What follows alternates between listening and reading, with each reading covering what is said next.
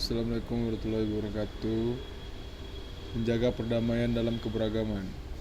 Bagi masyarakat yang hidup di daerah konflik, perdamaian tentu menjadi hal yang sangat diharapkan hidup damai. Tidak ada kekerasan, tidak ada kebencian antar sesama, yang ada rasa saling mengisi, saling membantu dan menghargai. Hidup dalam kedamaian akan membuat nyaman beraktivitas. Aktivitas ini tidak hanya bekerja atau menghabiskan waktu dengan keluarga, tapi juga dengan hal beribadah. Bukankah beribadah itu tidak mengganggu orang lain? Apakah ada larangan beribadah? Faktanya, kekerasan atas nama agama masih sering terjadi di negeri ini. Karena itulah pentingnya menjaga perdamaian. Bukan untuk kepentingan pribadi, tapi untuk kepentingan semua orang. Bayangkan apa yang terjadi ketika tiba-tiba Anda bisa beribadah di tempat ibadah. Namun tak lama, kemudian tempat ibadah yang biasa Anda gunakan beribadah disegel atau dibakar. Tanpa alasan yang jelas, suka tidak suka, hal semacam ini masih terjadi di Indonesia.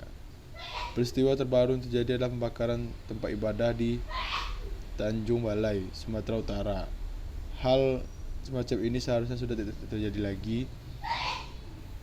Kekerasan yang mengatasnamakan agama sering terjadi diakibatkan provokasi kelompok tertentu. Namun yang terjadi pula saat ini adalah kekerasan yang mengatasnamakan agama yang sering dilakukan oleh kelompok radikal dan terorisme.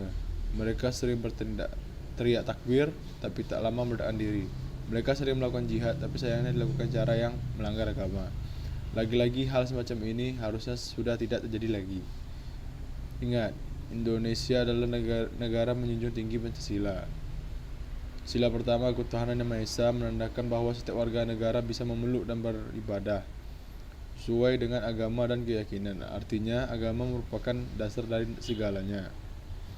Kemudian dilanjutkan dengan sila kedua, yaitu memanusiakan manusia. Di sini semua orang bisa saling menghormati, menghargai, tidak ada lagi kebencian dan kekerasan. Dalam sila ketiga, persatuan Indonesia merupakan perwujudan dari keutuhan sebuah negara. Keutuhan ini dimaknai tidak ada kekerasan yang bisa mengganggu stabilitas. Jika ada perbedaan, bisa diselesaikan melalui sila keempat, melalui musyawarah. Jika semua orang bisa melakukan itu semua, endingnya adalah sila kelima, bahwa kesejahteraan merupakan milik semua rakyat. Implementasi dari 5 sila ini sebenarnya mengarah pada perdamaian. Dengan tetap menghargai perbedaan, Bhinneka Tunggal Ika, berbeda-beda tetapi tetap satu, dan menjadi tugas kita semua untuk selalu menjaga perdamaian di atas muka bumi ini. Apalagi Rasulullah SAW juga menyarankan agar semua muslim aktif dalam penyebaran perdamaian. Ingat, menjunjung perdamaian bukan berarti harus menjadi pejuang di medan perang, bukan harus menjadi jihadis di daerah konflik. Menjaga perdamaian bisa dilakukan dengan cara yang sederhana, misalnya dengan cara selalu tersenyum kepada siapa saja. Melalui senyuman bisa menyejukkan semua orang, atau bisa juga dengan menjaga lisan kita dari kata-kata kotor dan meminimalisir kebencian di masyarakat. Ya, menjaga perdamaian itu seharusnya bisa dilakukan secara sederhana